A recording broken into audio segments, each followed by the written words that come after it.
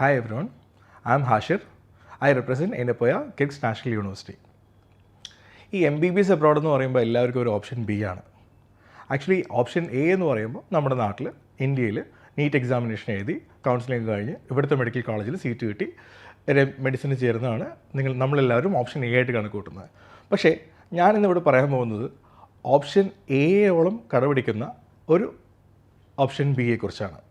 അതാണ് നമ്മുടെ നാട്ടിലുള്ള സൗത്ത് ഇന്ത്യയിൽ തന്നെ വളരെയധികം ഫേമസ് ആയിട്ടുള്ള എനപ്പോയ യൂണിവേഴ്സിറ്റിയുടെ എനപ്പോയ മെഡിക്കൽ കോളേജും കിർഗിസ്ഥാനിലെ വളരെ വിഖ്യാതമായിട്ടുള്ള പുരാതനമായിട്ടുള്ള കിർഗ്സ് നാഷണൽ യൂണിവേഴ്സിറ്റിയും തമ്മിൽ കൈകോർക്കുന്ന Yenepoya Kyrgyz national university medical collaboration programme.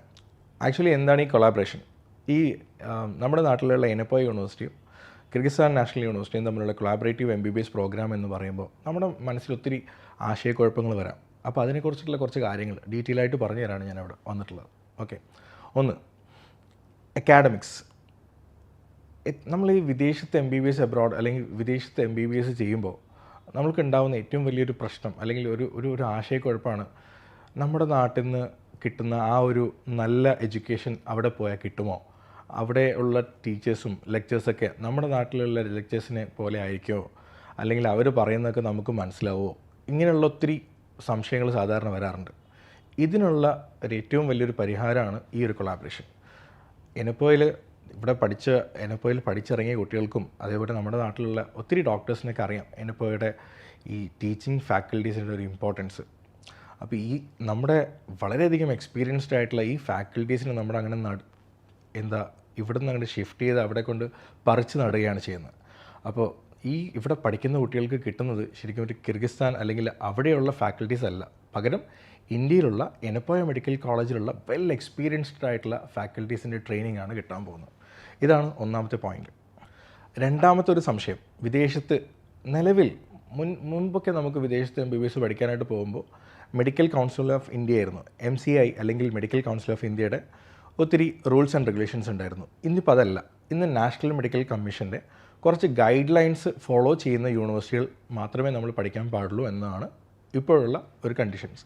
അപ്പോൾ നാഷണൽ മെഡിക്കൽ കമ്മീഷൻ വയ്ക്കുന്ന ഗൈഡ് ലൈൻസ് എന്ന് വെച്ച് കഴിഞ്ഞാൽ, ഒന്ന് പഠിപ്പിക്കുന്ന യൂണിവേഴ്സിറ്റി, ആ യൂണിവേഴ്സിറ്റിയിൽ കോഴ്സുകൾ 54 മന്ത്സ് നിർബന്ധമായി ഉണ്ടായിരിക്കണമെന്നാണ്.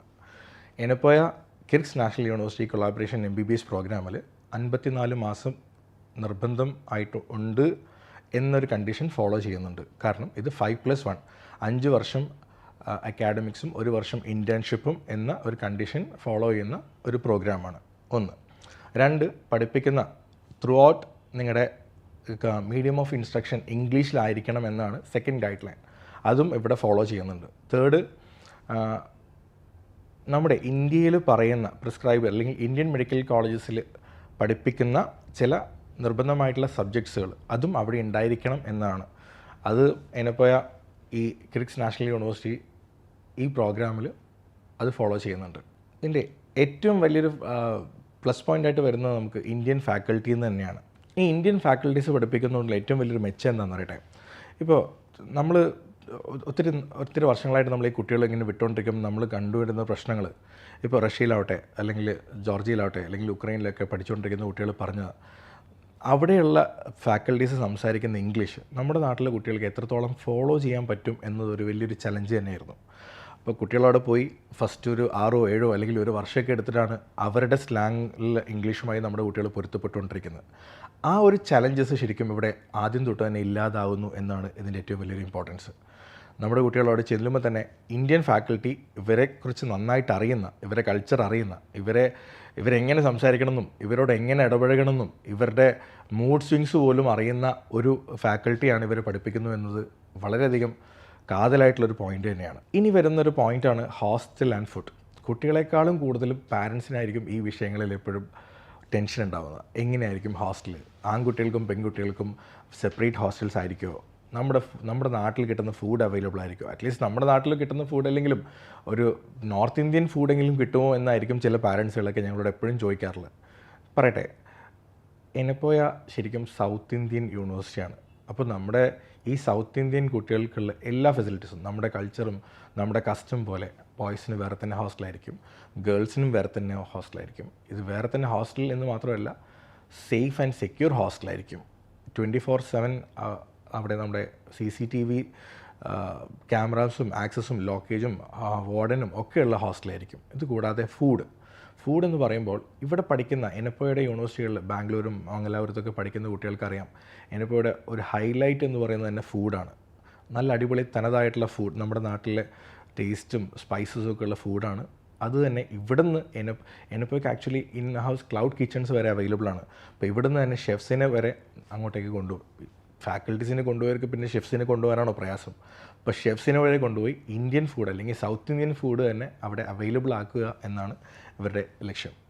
അപ്പോൾ സ്വാഭാവികമായിട്ടും പാരൻസും കുട്ടികളും ചിന്തിക്കുന്നതാവും ഇത്രയും ഫെസിലിറ്റീസും ഇങ്ങനെയുള്ളൊരു കൊളാബറേഷനും ഇവിടുന്ന് ഫാക്കൽറ്റീസ് അവിടെ ചെന്ന് പഠിപ്പിക്കുമ്പോഴേക്കും ഫീസ് സ്ട്രക്ചർ ഒരുപാട് കൂടുമോ? അതല്ല നമ്മുടെ നാട്ടിൽ ഈ എനപ്പോയിൽ ശരിക്കും നമ്മുടെ നാട്ടിലെ എനപ്പോയ യൂണിവേഴ്സിറ്റി പഠിക്കുമ്പോൾ അല്ലെങ്കിൽ എനപ്പോയ മെഡിക്കൽ കോളേജ് MCCയുടെ കീഴിൽ വരുന്ന പഠിക്കുമ്പോൾ ഒത്തിരി ഫീസാവും, ഇതേ ഫീസ് തന്നെ ആവുമോ എന്നൊരു സംശയം ഉണ്ടാവും. അല്ല, നമ്മുടെ വളരെ ട്രാൻസ്പെറൻ്റ് ആയിട്ടുള്ള വളരെ അഫോർഡബിൾ ആയിട്ടുള്ള ഫീസ് സ്ട്രക്ചറാണ് ഈ കിർഗിസ്ഥാൻ നാഷണൽ എനപ്പോയ കൊളാബറേഷനുള്ള ഫീസ് സ്ട്രക്ചർ.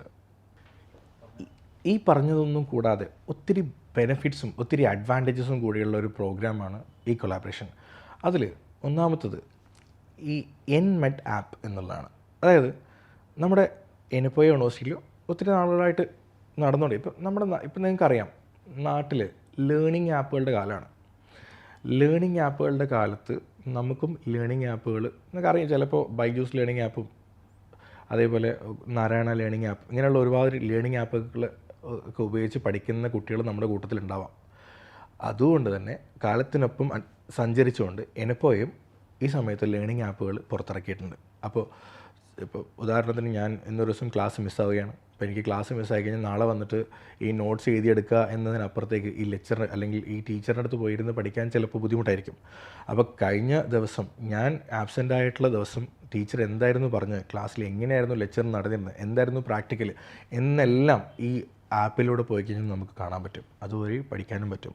ഇനി നാട്ടിൽ ഇന്ത്യൻ മെഡിക്കൽ കോളേജിൽ എനപ്പോയുടെ ഇന്ത്യൻ മെഡിക്കൽ കോളേജ് അല്ലെങ്കിൽ എനപ്പോയ മെഡിക്കൽ കോളേജിലും ഈ ആപ്പ് ഉപയോഗിക്കുന്നതുകൊണ്ട് തന്നെ ഇന്ത്യൻ ടോപ്പിക്സുമായിട്ടുള്ള റെഫറൻസിനും ഈ ആപ്പ് ഉപയോഗിക്കാവുന്നതാണ്.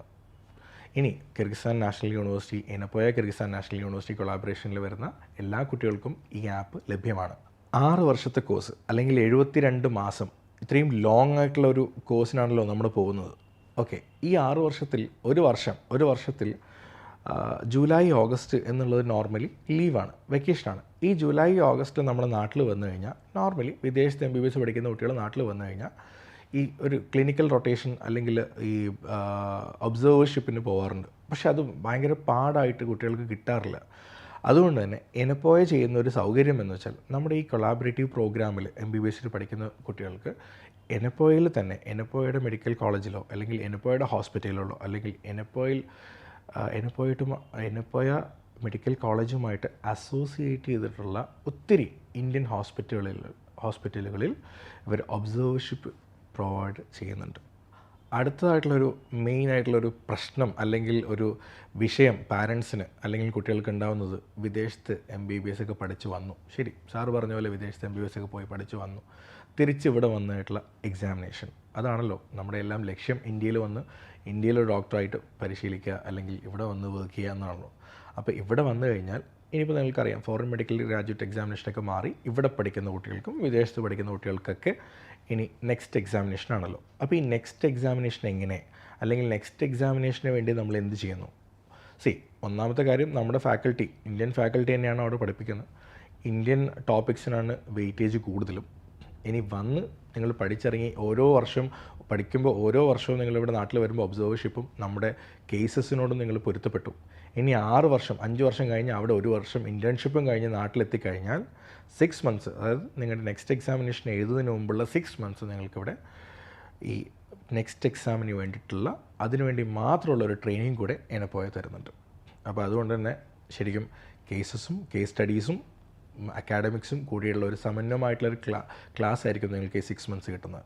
ഇനി ഇതിൻ്റെ അഡ്മിഷനെ കുറിച്ച് അറിയണ്ടേ. ഈ അഡ്മിഷൻ പ്രോസസ്സ് വളരെ ട്രാൻസ്പാരൻ്റ് ആണ്. ഈ ഒരു ഇൻടേക്കിലേക്കുള്ള സീറ്റുകൾ വളരെ പരിമിതമാണെങ്കിലും ഇതിൻ്റെ പ്രീ ബുക്കിങ്സും ഒക്കെ ഓൾറെഡി സ്റ്റാർട്ട് ചെയ്തിട്ടുണ്ട്. അപ്പോൾ നിങ്ങൾക്ക് ഇതിൻ്റെ ട്രാൻസ്പാരൻസി എന്ന് പറഞ്ഞാൽ എനപ്പോയുടെ ബാംഗ്ലൂരിലെ ഹെഡ് ഓഫീസിലേക്കോ അല്ലെങ്കിൽ മംഗലാപുരത്തിലെ മെഡിക്കൽ കോളേജിലേക്കോ അല്ലെങ്കിൽ കൊച്ചിയിലെ റീജിയണൽ ഓഫീസിലേക്കോ നിങ്ങൾക്ക് വന്ന് നേരിട്ട് അഡ്മിഷൻ എടുക്കാവുന്നതാണ്. ഇപ്പോൾ നീറ്റ് എക്സാമിനേഷൻ കഴിഞ്ഞിട്ടോ അല്ലെങ്കിൽ നീറ്റ് റിസൾട്ട് വന്നിട്ടോ ഒക്കെ നോക്കുമ്പോഴേക്കും ചിലപ്പോൾ നമ്മുടെ സീറ്റ്സുകളൊക്കെ കഴിഞ്ഞാണ്. അപ്പോൾ ഇതിലുള്ള പ്രീ ബുക്കിംഗ് സൗകര്യം അവൈലബിൾ ആണ്. താഴെ കൊടുക്കുന്ന നമ്പറിലേക്ക് നിങ്ങൾക്ക് വിളിക്കുകയോ അല്ലെങ്കിൽ 1-to-1 സെഷനോ നിങ്ങൾക്ക് നേരിട്ട് വന്ന് കാര്യങ്ങളെക്കുറിച്ച് അറിയാനോ ഒക്കെ താല്പര്യമുള്ളവർക്ക് നേരിട്ട് വിളിക്കാവുന്നതാണ്. Thank U.